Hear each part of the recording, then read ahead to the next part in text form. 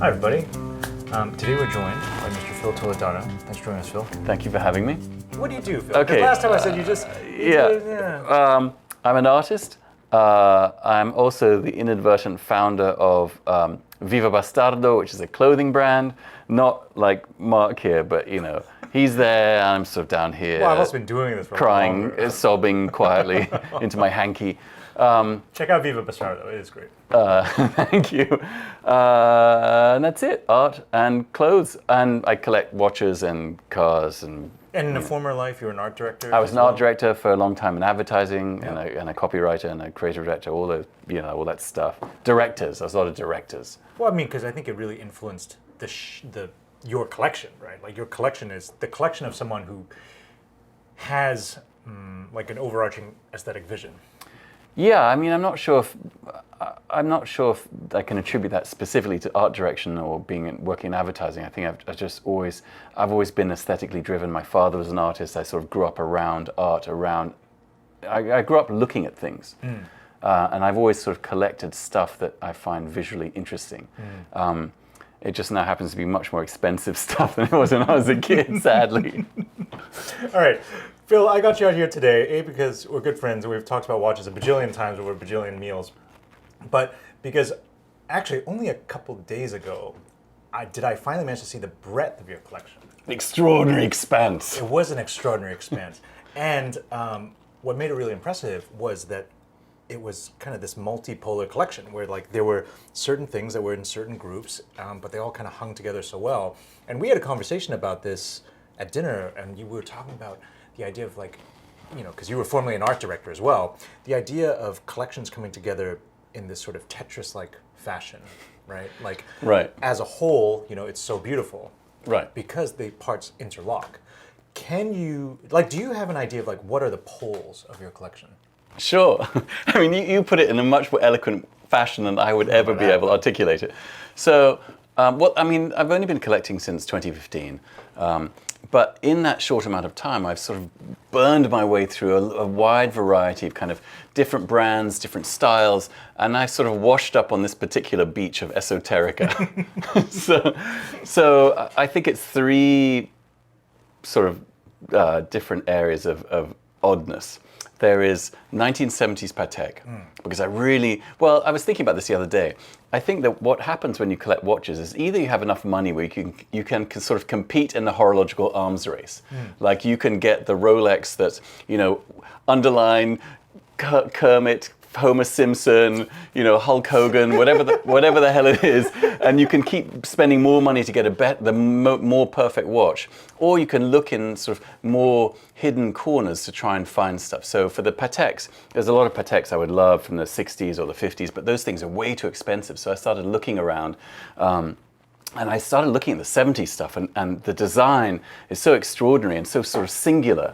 And definitive. I mean, that's what I love about the Patek 70 stuff, is it's really sculptural, with the integrated bracelets and all that stuff. So I started looking at that. So that's one corner.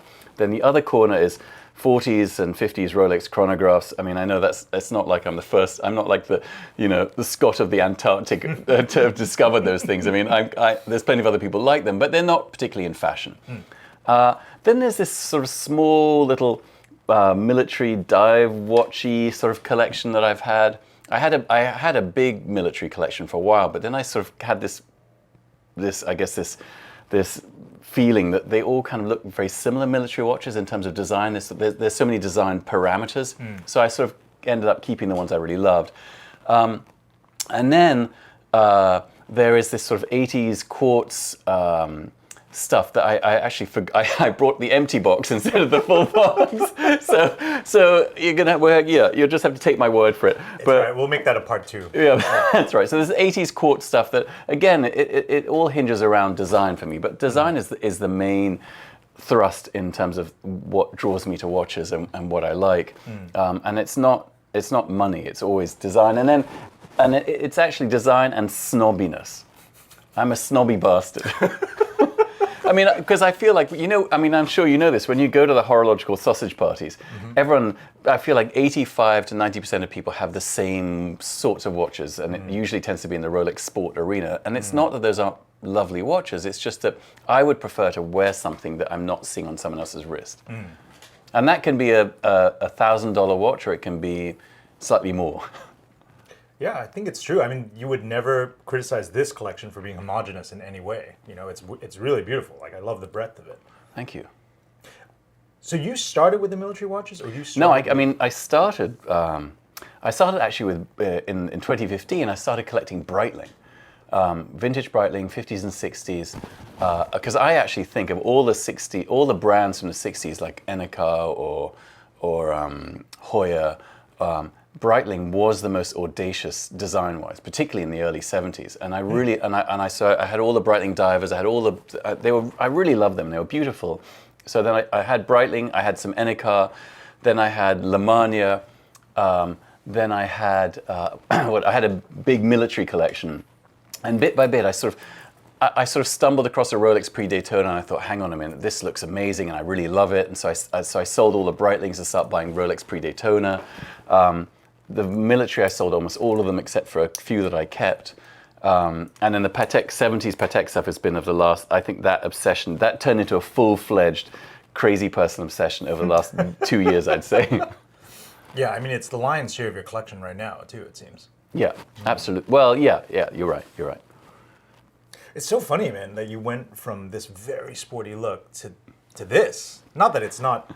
Well, I mean, it's all right. Well, it's funny. I mean, I actually think these are kind of sporty in a weird way, the 70s Patek stuff. It all depends it actually is. It's kind of bracelet dependent. But you can wear any of these watches, you know, with a t-shirt and God, I really hate that phrase, t-shirt and jeans.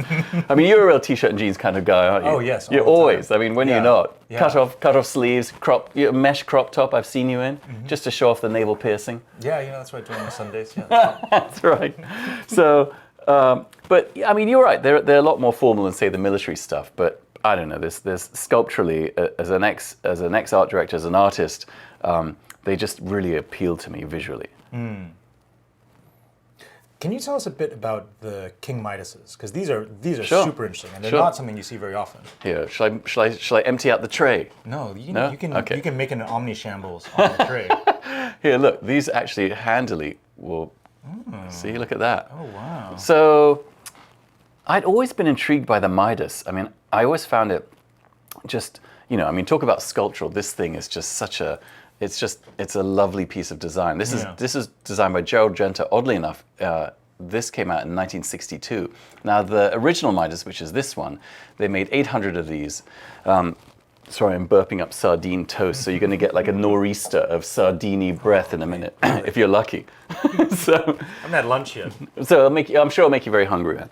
So the Gerald Genta, 1962, it was really way ahead of its time in terms of integrated bracelets and what happened in the 70s. I mean, you just think of these as 70s watches. And they made about 120 white gold, and then the rest were yellow gold. And I kind of love that, because it's very hard to find white gold stuff in the 70s, because most of it was yellow gold, because in the 70s when you wore gold, you wanted people to know you were wearing gold. Yeah. Whereas now, it's almost the reverse, although I feel like gold's coming back, but white gold is much more preferable. So I started with this one. I'd always just loved the shape of it, and the weight is it's ridiculous. It's such a massive piece of gold. I love how they also wrote King Midas. Well, if you want to, okay, so here's the super. Just so you remember the model. Just in case. Well, I mean, the thing was, I don't think they marketed them. They were marketed. The idea of the Midas range was to be sold to presidents, rock stars, like all these sort of famous people. So I would be so curious to know, like, who wore this watch in 1962? Like, who was that? And they're all numbered underneath on the bracelet.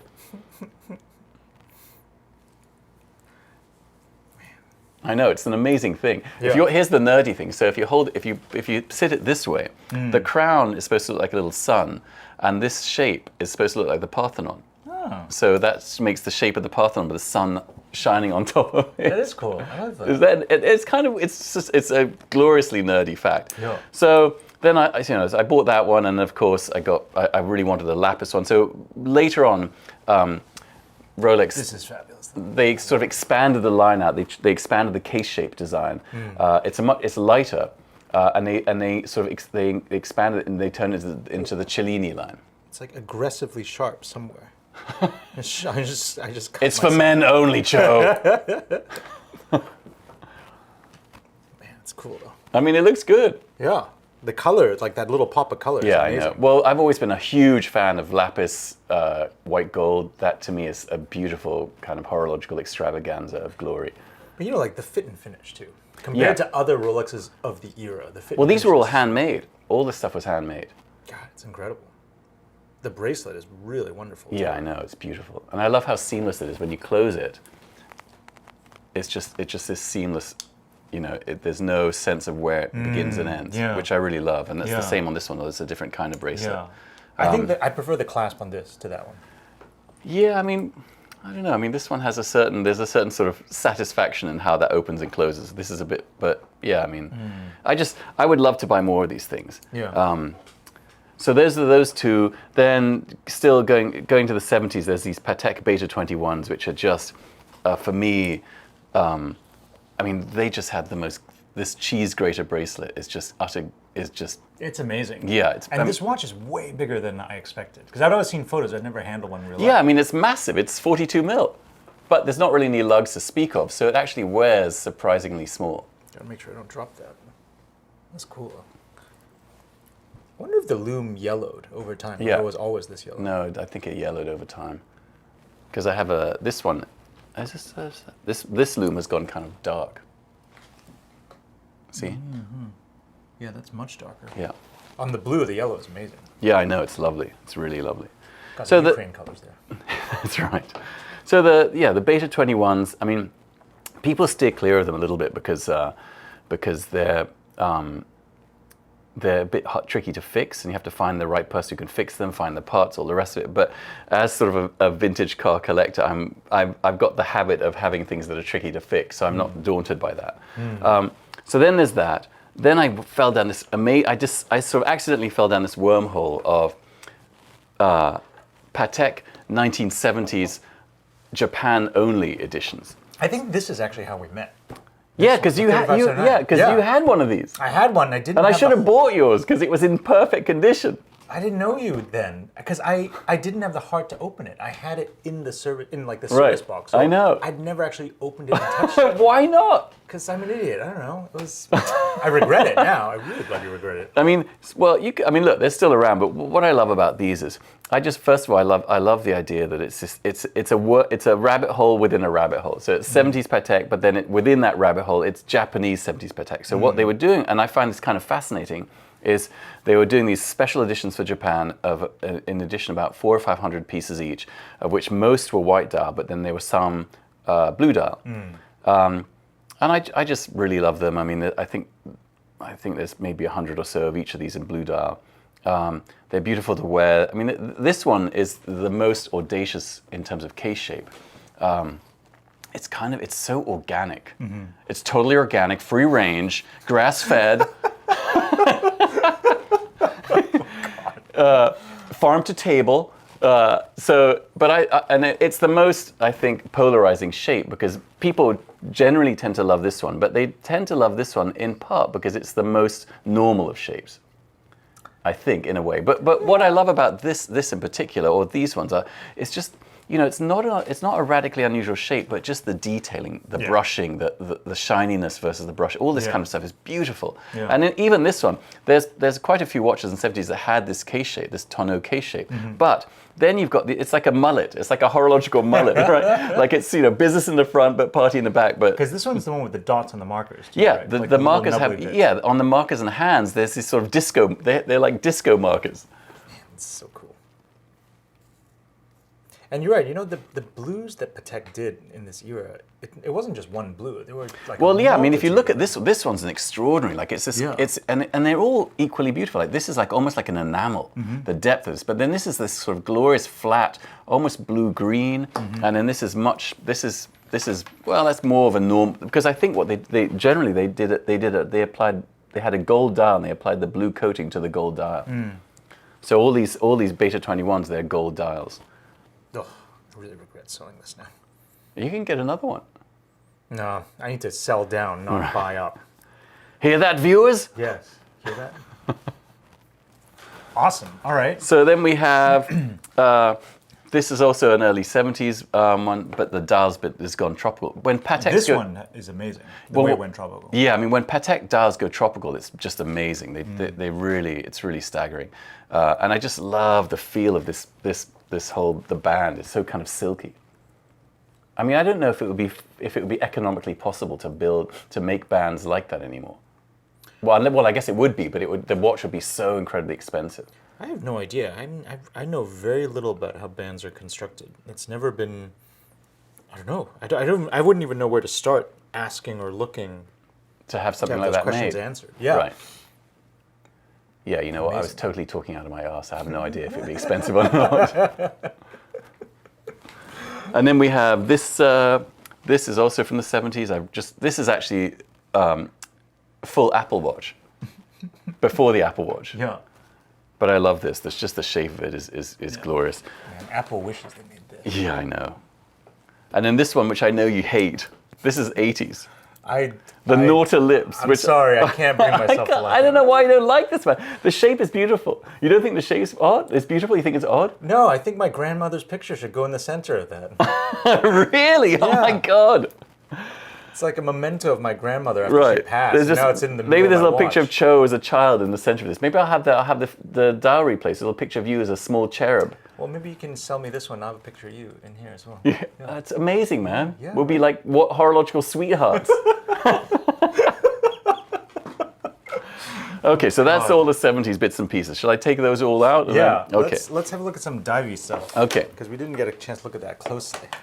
So this is the remnants of my military collection. It ended up being sort of like more of a dive watch collection, I guess. And I just sort of kept the ones that intrigued me most from a design standpoint. So first of all, start off with maybe this is the Benris Type 1. This is a particularly rare one because it's from 1972, which meant it was in Vietnam. And it's on an Olongapo bracelet, which were made in the Philippines. So this is the original, well, not the original, but the bracelet the owner put it on. What was that word? I think it's Olongapo. I might be mispronouncing it, or I might have just fully Jeffrey Dahmered that word and disemboweled it altogether. But I think that's how you say it. So there's this watch, which is, you know, as I've always found that the Benris Type 1 is just an incredibly beautiful piece of design. I love the fact there's a sterile dial, there's nothing on the dial. You have this handwriting on the back, well, not handwriting, but it's printed in there what year and month it is. And I just think it's one of the most beautiful dive watch designs ever. And it's interesting, when you look at it next to, say, a Rolex Sub, this is a far superior design from an aesthetic standpoint to me.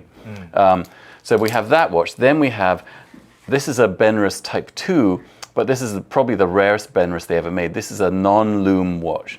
So there's no luminous material on it, so it's only for use on nuclear submarines or nuclear carriers. Because you didn't want to have radioactive material in those environments to set off radiation detect Geiger counters in any way. Oh, really? I never knew that. Yeah, I don't follow the logic. Yeah, well, there's a Lamania nuke sub that was made for the English Royal Navy that was also non-lume, precisely that reason. Because you want to have anything with radioactive material on a sub. And then we have the old Blancpain 50 fathoms mil-spec, which is just, I just always thought was a really beautiful piece of design. And its successor, the Blancpain 50 fathoms from the 70s, and it's kind of genius to see the two, because this is just it's a bloody anvil. This thing is, I mean, you could just brain someone with this thing. And I love the fact that it's massive, and it's beautiful in its own way, but it's so thick. Yeah. And then this is a bit of peak nerdery. So that you see how there's no numbers on the insert. That is because in the 70s, this is for German attack divers, they moved to rebreathers, which meant they measured time in terms of hours, not minutes. So you didn't have to have the bezel marked down in minutes. It's a fascinating, I can't tell you how many women I've wowed with this fact. Well, congratulations. That's really what got my wife to marry me. Once she found out the rebreather factoid, she was like, well, let's get married immediately. You should see if you can make a service out of that. You know, I just lend the watch out to people. Lend this watch out having to problems singles, having problems with your love life. Borrow this Bund watch. It's so deep. It's really cool. Yeah. I Although I think I just broke the bezel. What did you do? What have you done? All right, we'll put that down. And then the last watch is this IWC Porsche design Bund watch, dive watch for German divers again from the 80s. This is titanium. I love the Velcro strap. For me is everything. Yeah. It's just so cool. And also it's incredibly thin and incredibly light. Like you look at 1970s, 1980s, the sort of technological difference in terms of material and style. I mean, this is so 80s. The design they kept making these. You know, there were so many interesting pieces that IWC made that I don't know. I actually think the 80s was an incredible period of design for watches. There's such a and it's well, it really the sticker too. No, I just put that sticker over that to protect the Bund engraving. I see. Because I'm that nerdy. Yeah, the Bund engraving's really nice. Yeah, like the typography. Yeah, it's beautiful, isn't it? I'm so glad you noticed that. Like I'm a real fan of typography in watches, and I find I'm shocked how often watchmakers pay no attention. Don't break that one, please. Does this rotate or no? Yeah, it does. It's just super stiff. So I'm not gonna mess with it. don't touch the watches, Joe. I'm amazed how often watchmakers just don't pay attention to typography. It's fascinating to me. I mean, and that's one of the things I love about your paper cutter. Letter cutter. Letter cutter. Paper cut. I love the paper cut watch you've done. It's wonderful. The letter cut, that typography is amazing, and it makes the whole watch. It's genius, man. And you know, like, you know what is an example of criminal typography, and they should be had up on charges at The Hague, is AP and the code 1259. Oh, the code 1159. The code 1159, the code brown trousers. I mean, it gave me the code brown trousers, man, because you look at that typography and it looks, what is that? It's not Helvetica, it's something else. But I know that typeface, as an art director, I would recognize it, and it just looks cheap. It looks, you know, like Daniel Wellington or something. I know that's an indictment, a savage indictment. I know. I don't think you're going to be invited to AP anytime soon. I know, look, don't get me wrong. I mean, they do some amazing watches. I like a lot of the stuff they do, but I think those watches, for me at least, were from a design standpoint, not the best idea. Okay, so that's another little OCD area. And then we move into the Rolex pre-Daytona situation. So we have, I can't remember if that's a 6034, 3525. I'm going to dazzle you guys with numbers. It's going to, if this doesn't put you to sleep, nothing will. 3525 with a chocolate dial. 4768, which was my grail for years, and I finally found this beautiful rose gold salmon dial two-tone extravaganza. This is the precursor of the Jean-Claude Killy watch. I think they only made this is made in very small numbers. This is a 4500, and this is also a 4500. This is the very first oyster-cased Rolex watch in the mid-40s. This is a 6234 with a cracked crystal. And this is a sort of weird anomaly. This is from the 50s. This is a Rolex Zephyr. Actually, stylistically, a real anomaly for Rolex. I mean, quite a departure for them. And funnily enough, this has incredible racing history. Because people always talk about the Paul Newman Daytona, this, that, the other. This exact watch, well, not this one, but one exactly like it, was worn by Carroll Shelby, who's I don't know if you know who he is. He's a racing legend, an automotive legend in the States. He wore this watch in 1959 when he won Le Mans. And actually, a bunch of other race car drivers wore this watch when they raced. And it's funny to think that, you know, that they'd be wearing this like two-tone gold and steel dress watch and racing race cars. But I kind of love that idea. I mean, it's a sport watch. It's not that dressy. Right. You know? Well, I mean, it's in today's world, it's dressy. Yeah. You know what I mean? But then it would be considered a sport watch. Yeah, because the gold was just a little accent. You know? Right. Yeah. But what I love about this kind of the pre-Daytona design ethos is it's beautifully busy. Yeah. It's busy and doing busy well is really hard to do. Yeah. But I love it. It kind of just tickles all my insides to look at these various designs and just see how they. I love all the sort of tachometers and whatever other bits and pieces they have on there that I have no idea what they mean. I mean, that's one of the things where typography really makes a difference too. That's if you right. have the right fonts and you have it in this sort of density, man, it just Well, comes to a mess. and omni-shambles. It is an omni-shambles. And you know what's a Omni-shambles. perfect example of that? If I may savage another manufacturer. Please, go for it. Contemporary Patek.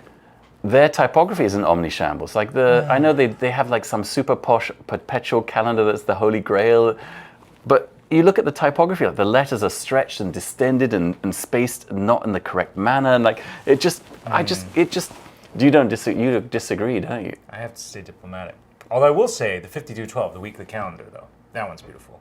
Is that the one? Which is that one? That's the one. It counts weeks of the year. So it's a on the weekly outer calendar, edge. you're saying? Yes, a weekly. Wait, calendar. what? Yes, it's a calendar. Right? This weekly? Yes, that's weekly. Amazing. And it's got days of the week, and then days of the month, and then the number of weeks that have elapsed in the year. Right. Okay. Yeah. And it's beautifully laid out. And rather than using a standard font, they use the designer's handwriting. Oh wait, that one. I love that one. Yeah. That one's genius. Yeah. That one is but genius. that's also 40 mil, right?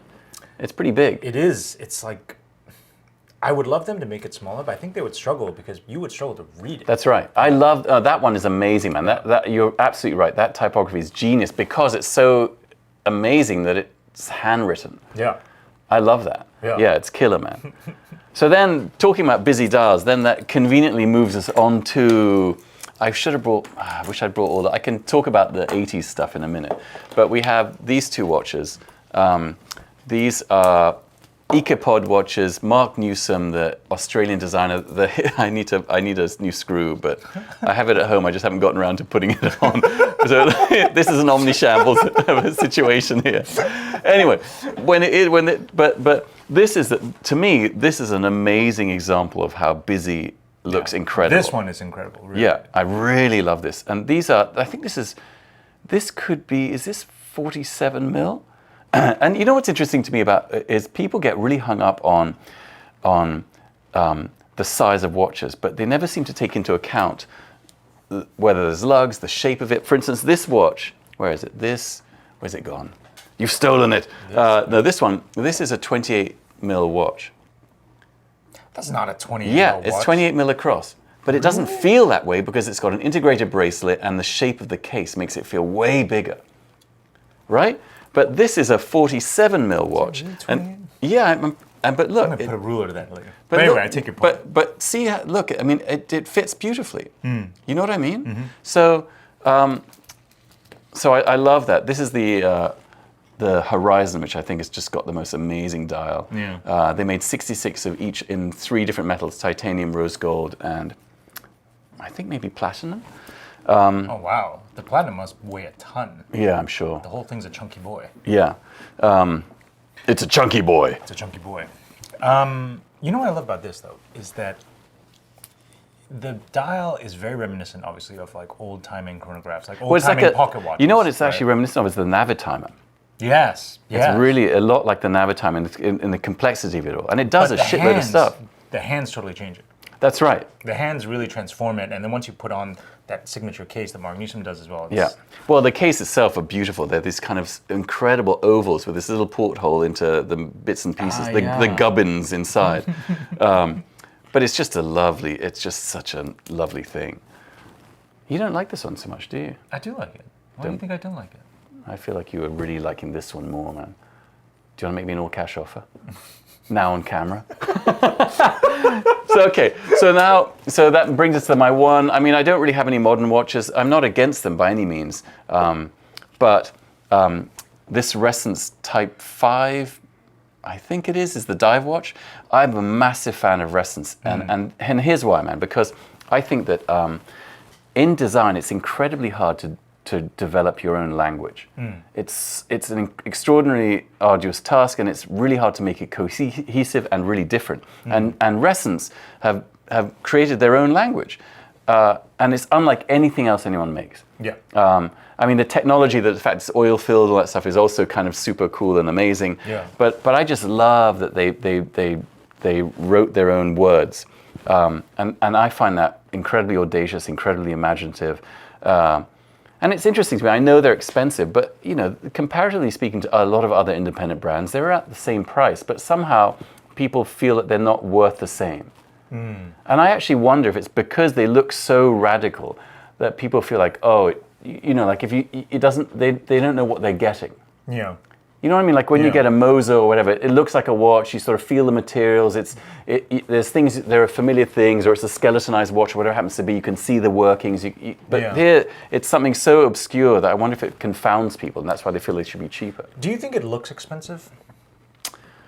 Maybe that's the problem. Because some things just have an air of You're right. expensive. No, you're right. You're Cartier right. is very good at that. Yeah, Cartier's amazing, man, at that. No, you're right. It doesn't look expensive. You're absolutely right. I never really thought about it that way, but you're right. It doesn't look. I mean, I feel like to a lot of people, it looks like, oh, it's like a digital. It's a digital watch of some kind. Yeah, like if Garmin said, "Oh, that's a new watch," and it had digital guts. That's right. You wouldn't bat an eyelid. Yeah, that's right. So maybe that kind of proximity to that design, that digital design ethos, is maybe what's holding it back. The new one they've come out with, that really simplified one with the blue dial. I really want to see it. I haven't seen it yet. I love how that looks. I think that's amazing. It looks great in photos, for sure. Yeah. And then there's other stuff which I forgot to bring because I brought an empty box instead of a full box because I'm smart that way. I have, I have a 2 or 3 Omega Seamasters from the 80s, which are really beautiful. The Black Tulip, which is a ceramic watch. Yeah. Because I feel like those fit adjacent to this. Yeah, you're right. You're right. And then the Seiko Giugiaro design watches. I just love saying his name. So that's it, man. All right, man. Well, thank you very much for sharing this collection with us. Before we close out, though, new collectors, give them some advice. Well, going back to that kind of horological arms race thing I said earlier, I think that you can't compete with people who have a lot of money, but you can compete with your imagination.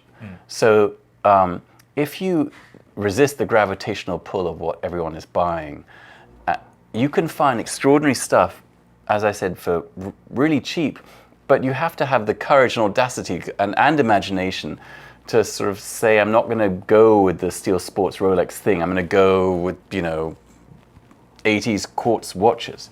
And you have to be kind of confident in yourself to do that. And I know that buying watches is a lot of the reason I suspect why people buy the same things is not only because they see they see their friends wearing them, but also you feel if you buy a Rolex, you go, okay, I've got a Rolex. If I want to sell it, but I don't know. That would be my advice: is to really look around and stretch your imagination. If there were certain models that you think are really worth keeping an eye on, what would those be? Well, stuff that's cheap-ish. Don't have to be cheap. Just things that you really admire. I think the Rolex Zephyr is a really beautiful watch. These go, you can 3-ish grand, maybe a little bit cheaper. This is not the correct bracelet. There should be a 2-tone bracelet.